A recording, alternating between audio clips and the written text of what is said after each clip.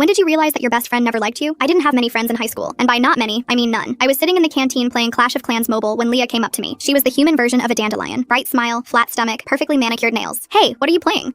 Just a game that I like. I was scared of her judging me until she took out her phone and showed me her base. She was the first person that I'd talked to all year, and I kept waiting for the other shoe to drop, but it never did. Leah had so many friends, but never took more than 2 hours to text me back. She wasn't ashamed of me, and any photos she took of us together always went on her Instagram story with the "You Get Me So High" song in it. So when she texted asking for help with her homework answers, I spent twice as long on my worksheet to make sure that they were right before I sent them, because I might be ugly, chubby, with no riz, but I was blessed with one thing, and that was my intelligence. I had a 4.2 GPA and never found school that hard, but I knew other people did. So sometimes after a test, I'd say, I definitely failed, even when I knew I got all the answers right just to seem relatable. So when I sent Leah the answers and she got an A, she practically fell in love with me, lol. Thank you, thank you, thank you, she exclaimed before wrapping her arms around me. Do you want me to tutor you? I'm pretty good. Yes, you are the freaking best. From there, all our hangouts became study sessions, and her GPA went from a 2.4 to 3.7, except it wasn't because she was getting better. You see, Leah was gifted in every area but focus or work ethic. She swore she has undiagnosed ADH and TBH. I believed it. She couldn't sit still without tapping her leg, is the definition of the YAPatron 5000, and anytime she got a phone notification while trying to study, her brain would completely switch off. The girl was incapable of doing anything without zoning out, but she was my best friend at the time, so I wanted us to go to the same college and be friends for life. So I did what any girl's girl would do in that situation. I started doing her assignments for her. Nothing crazy, just an algebra function here, an English essay question there. It wasn't until one day when Leah called me in tears that I had to up my game. Can I come over? She asked, voice shaking. I immediately said yes. So there we were, sitting on my silk bed sheets when she broke the news. My mom has stage 3 cancer. As soon as I caught sight of the tears pooling in her eyes, I started crying too. The room was silent for a while. When the tears subsided, I took my phone out and started playing Skibidi Toilet on YouTube to lighten the mood. This actually worked, and soon we were both laughing so hard our ribs started hurting. I should have known no one goes from crying to laughing that quickly. That's when she took out her book bag and started working on her project. It was the one that counted towards 70% of our final English grade, her worst subject. Leah, I can do your project for you, I offered. Immediately, her entire face lit up like I'd never seen before. Really? She said it like it was a question, but she was already handing her project over to me. For the next few weeks, I was completely swamped. Between my workload, Leah's project, and Leah's other assignments, I barely had time to go to the bathroom and take a shut without worrying about school. But even through hospital visits and taking care of her mom, Leah was supportive. Every night she ordered me my favorite on DoorDash, Wingstop with a bottle of Simply Lemonade. I didn't see her much though, but I just figured she wanted some alone time. Fair enough. Fast forward to the day when it was time to present our projects. It was the first time Leah had come into school in weeks. No one but me knew about her mom, and rumors were spreading that she was in Turkey getting implants. But I knew the truth, or so I thought. When she came in, I expected to see a girl barely hanging on by a thread. Messy hair, smudged mascara, puffy eyes, but Leah looked better than ever, and I never looked at her butt before, but I could hear everyone whispering about how it definitely looked bigger. When we locked eyes, I mouthed to her that I had emailed over her presentation, and she did the heart shape with her hands. And since it was high school, and people always gossip about something, I figured Leah had told me the truth, until school ended. Because right there was her mom with freshly dyed platinum blonde long hair, obviously new lip filler, extremely glowy skin. Surprise! I came to pick you up, she announced from the driver's seat of her car. I slowly turned to Leah, who was chewing her fingernails. She knew there was no talking her way out of it, so she got in the car without saying a word, and her mom drove off. When I checked my phone, I saw Leah had blocked me on everything. That's when the realization hit me. Her mom never had cancer. Our entire friendship had been a ploy for her academics. Leah wasn't some friendly, misunderstood, clueless girl. She was a dumb HE, and dumb HEs have to learn their lesson. Full story on channel, link below.